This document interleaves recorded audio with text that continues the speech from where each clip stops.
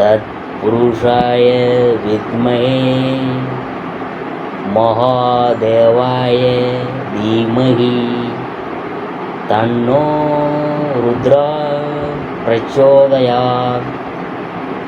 அனைத்து நண்பர்களுக்கும் பிறைசூடன் சார்பாக அன்பான வணக்கங்கள். இந்த வீடியோ பிடித்திருந்தால் லைக் பண்ணுங்கள், ஷேர் பண்ணுங்கள், கமெண்ட் பண்ணுங்கள், மறக்காமல் சப்ஸ்கிரைப் பண்ணுங்கள். வாங்க வீடியோவை பார்ப்போம். ஆயுளுக்கு காரகன் சனி பகவான். சாதகத்தில் சனி பலம் பெற்றிருந்தால் அந்த சாதகருக்கு ஆயுள், நல்ல மனப்பான்கு, சிக்கன குணம், பொறுமை, தத்துவ ஞானம், வெளிநாட்டு வாசம் ஆகியவற்றை அருள்வார். நீதிமானாக செயல்பட்டு அவரவரின் முன் வினைகளுக்கு ஏற்ப உரிய பலாபலன்களை கொடுத்து மனித வாழ்விற்கு ஒரு அர்த்தத்தை ஏற்படுத்துவார் சனீஸ்வரர். கிரகங்களில் மெல்ல நகர்பவர். அவரை சனைச்சரன் என்று போற்றுகின்றன ஞான நூல்கள். ராசி மண்டலத்தை ஒரு முறை வலம் வருவதற்கு சனி பகவானுக்கு 30 வருஷம் தேவைங்க. அதாவது ஒருவரது வாழ்நாளில் சனி பகவான் 3 முறை வலம் வருகிறார். 3ஐயும் முறையே மங்கு சனி, பொங்கு சனி, போக்கு சனி என்று அழைப்பாங்க. கிரக பயிற்சிகளில் சனி பயிற்சிக்கு அதீத முக்கியத்துவம் உண்டு. அந்த வகையில் வரும் 29/3/2025 அன்று சனி பகவான் தன் சொந்த வீடான கும்பராசியில் இருந்து குருவின் வீடான மீனராசிக்கு பயிற்சியாகிறார். அடுத்த 2.5 ஆண்டு காலம் அவர் குருவின் வீட்டில் அமர்ந்து பலன் தர போகிறாருங்க. அந்த வகையில் இந்த சனி பயிற்சியில் கும்பம், மீனம், மேஷம் ஆகிய 3 ராசிக்காரவங்க 7.5 சனி காலத்துக்கு ஆட்படுவாங்க. 7.5 சனி என்றதும் பயங்கொள்ள தேவையில்லை. அப்படியே அஷ்டமத்து சனி, ஜென்ம சனி போன்ற நிலைமைகளை எண்ணியும் கலங்க வேண்டியதில்லை. சனி பகவான் நம் வினைகளை கரைக்க வல்லவர். இன்ப துன்பங்களை வினைப்படி செயல்படுத்தி வாழ வைப்பவர். சாதகப்படியும் கோச்சாரப்படியும் சனி பகவான் எந்த நிலையில் இருந்தாலும் அவரின் அருளை பெற சனிக்கிழமையில் சனைச்சார நம என்று சொல்லி அவருக்கு 16 வகை உபச்சாரங்களை அளித்து வழிபடலாம். சனி பயிற்சி பலன்கள் 2025ஆம் ஆண்டு மேசராசியை பற்றி நாம் பார்க்க போகிறோம். சனி பகவான் மார்ச் 29 முதல் விரய வீட்டில் வந்து அமர உள்ளார். அடடா, 7.5 சனி தொடங்குதே என்று பதற்றம் அடைய வேணாம். அவர் ராசிக்கு 12இல் சென்று மறைவதால் தடைபட்டு கொண்டிருந்த பல காரியங்கள் இனி விரைந்து முடிக்க போகிறீங்க. பதற்றம், அவநம்பிக்கை, சோர்வு அனைத்தும் விலகப் போகுது. இதுவரை உங்கள் ராசியின் மீது விழுந்த சனியின் பார்வை இனி விலகிறதுனால கம்பீரமாக பேசி மாறுபட்ட அணுகுமுறையால் தீர்க்க முடியாத பிரச்சனைகளுக்கும் தீர்வு பார்க்க போகிறீங்க. கணவன் மனைவிக்குள் பனிப்போர்லாம் நீங்க போகுதே. விரய சனி செலவுகளை தருவார் என்றாலும் பெரும்பாலும் அவை சுப செலவாகவே அமையப்போகுது. ஆகவே கவலை வேணாம். ஜோதிடத்தின்படி விரய சனியில் பலன்கள் வயசுக்கு ஏற்ப மாறுபடும் என்கிறாங்க. இந்த 2.5 ஆண்டுகளில் மேசராசியில் பிறக்கக்கூடிய குழந்தைகள் 7.5 சனியில் பிடியில் இருப்பாங்க. பிறகு மீண்டும் 30 ஆண்டுகள் கழித்து 7.5 சனிக்குள் வருவாங்க. அதன் பிறகும் 30 ஆண்டுகள் கழித்து 60 வயதை தாண்டிய நிலையிலும் இவ்வாறு வரும். ஆக அந்தந்த பருவத்துக்கு ஏற்ப செலவுகள் வரும்.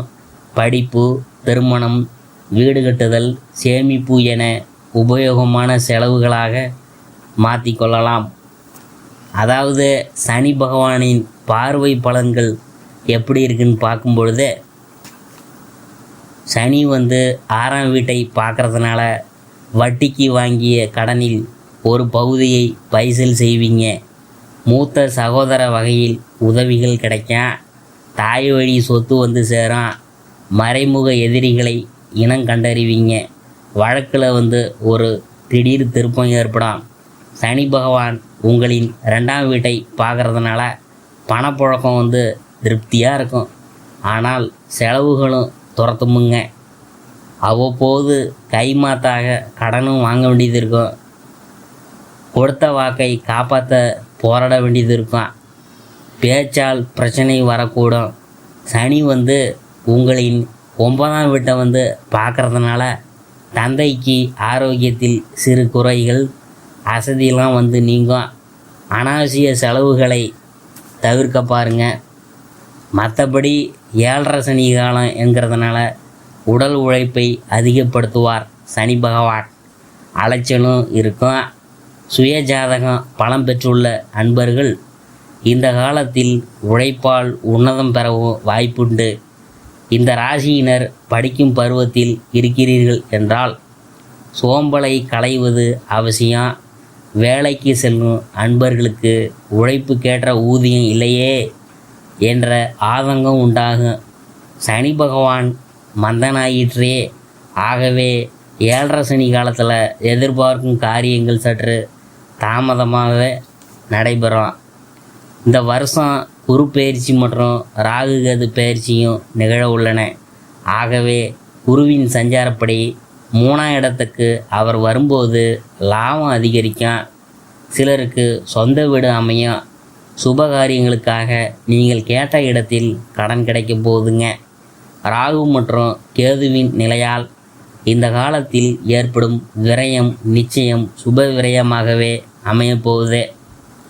30-60 வயதுள்ள பெண்களுக்கு மருத்துவ செலவுகள்லாம் கூட போகுது. ஆரோக்கியத்தில் கவனமாக இருக்கணும். திருமண வயதில் உள்ளவங்களுக்கு நல்லபடி வரனமையும். இந்த ராசியை சேர்ந்த அஸ்வினி நட்சத்திரக்காரங்களுக்கு அலைச்சலும் பின்னர் நல்ல பலனும் உண்டாகும். பரணி நட்சத்திரக்காரங்களுக்கு நல்ல முன்னேற்றம் கிடைக்க போகுது. கார்த்திகை நட்சத்திரக்காரங்களுக்கு ஆரோக்கியத்தில் கஷ்டத்தை கொடுத்து பின் நன்மை உண்டாகும்.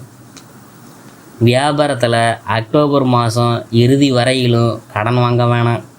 புதிய முயற்சிகளில் ஈடுபட வேணாம். உத்தியோகத்தில் வீண் வாக்குவாதங்களை தவிர்க்கிறது நல்லது. பணியில் கவனம் செலுத்துங்க. அதாவது உத்தியோகத்தில் உடனடியாக முன்னேற்றம் காண வாய்ப்பு இல்லாட்டியும் படிப்படியாக வளர்ச்சி இருக்கலாம்.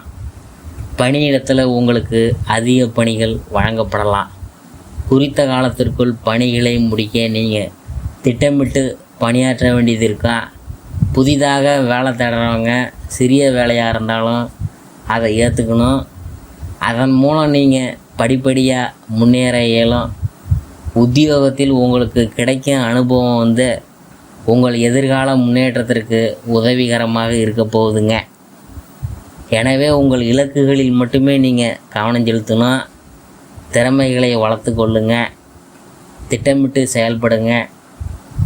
வேலை மாற்றம் விரும்புகிறவங்க இன்னும் சிறிது காலம் காத்திருக்க வேணும்.